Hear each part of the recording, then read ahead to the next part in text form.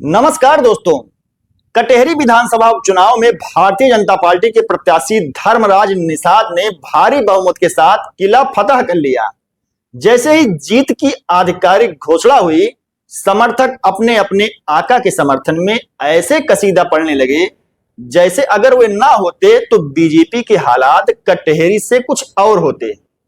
अभी हम आपको बताएंगे कि इस सीट पर विजय पताका फहराने के लिए आखिर संजीवनी बूटी कहां से मिली।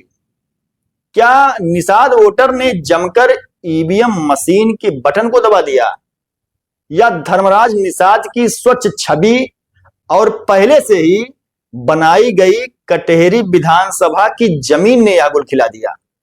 मीडिया के कुछ लोग एमएलसी हरिओम पांडे के पास भी जीत के दिन पहुंचे और माइक लगाकर उनके सामने उनके द्वारा दिए गए पिछले बयान की याद दिलाते देखे गए। तो चलिए सबसे पहले हम हरिओम पांडे के उस बयान की भी चर्चा कर लेते हैं और आपको सुनवा देते हैं कि जिसकी गूंज 3 महीने बाद आज एक बार फिर से होने लगी। ऐसा वैसा नेता नहीं हूं कि जो हार मान जाऊं, और ना कभी हारा हूं ना हारूंगा। फिर अब मैंने आश्वस्त किया है कि यदि चुनाव में हार गया तो निश्चित तौर पर यह जानिए कि मैं एमएलसी का चुनाव हार गया और अपने पद से ही इस्तीफा दे दूंगा। अभी आपने देखा कि हरिओम पांडे चुनाव के 3 महीना पहले ही कैसे ओवर कॉन्फिडेंस में थे। इस वीडियो में हरिओम पांडे साफ कहते हुए दिख रहे हैं कि ना मैं हारा हूं और ना ही मैं हारूंगा। यदि कटेहरी सीट से धर्मराज निषाद चुनाव हार जाते हैं तो मैं एमएलसी पद से इस्तीफा दे दूंगा। ये बयान मौजूदा एमएलसी हरिओम पांडे जी का है। और आज जब धर्मराज निषाद कटेहरी विधानसभा उपचुनाव में 25,000 के भारी अंतर से जीतकर विधायक बन गए तो उनके समर्थक अपना सीना ठोंक कर कह रहे हैं कि भैया मतलब हरिओम पांडे ने जो कहा था वो करके दिखाया। हरिओम ने अपनी जुबान की लाज को रख दिया।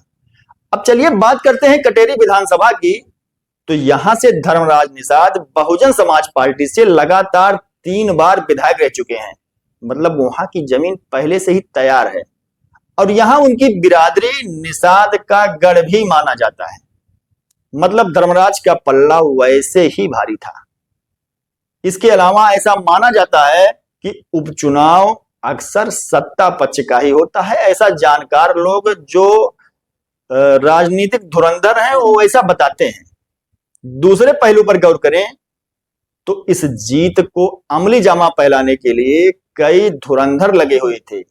स्वयं योगी आदित्यनाथ जो कि मुख्यमंत्री उत्तर प्रदेश हैं, उन्होंने भी इसकी कमान को संभाला था, मॉनिटरिंग कर रहे थे।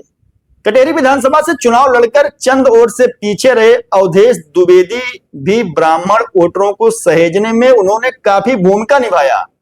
इसके अलावा गोसाईगंज विधानसभा से विधायक अभय सिंह, पूर्व विधायक खब्बू तिवारी, इंद्र प्रताप तिवारी खब्बू, अन्य लोगों ने धर्मराज निषाद को विजयी बनवाकर पार्टी में अपना दमखम दिखाने के लिए जी जान से जुटे रहे। कुल मिलाकर आप ये कह सकते हैं कि सफलता एक व्यक्ति के सहयोग से नहीं बल्कि समुचित समुदाय के एक साथ सहयोग से हुई है। इस जीत का श्रेय किसी एक पर डालना कतई उचित नहीं है। और यहां यह भी कहना उचित नहीं है कि प्रशासन ने जबरन भारतीय जनता पार्टी को जितवा दिया। तो अमित तिवारी को दीजिए इजाजत। नमस्कार।